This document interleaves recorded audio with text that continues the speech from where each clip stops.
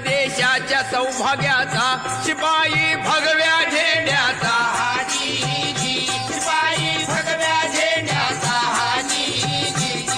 बाळपणी भुकेल्या वाघाला उभा फाडला ठार ज्याने केला वीर तो तुरुंगात फसला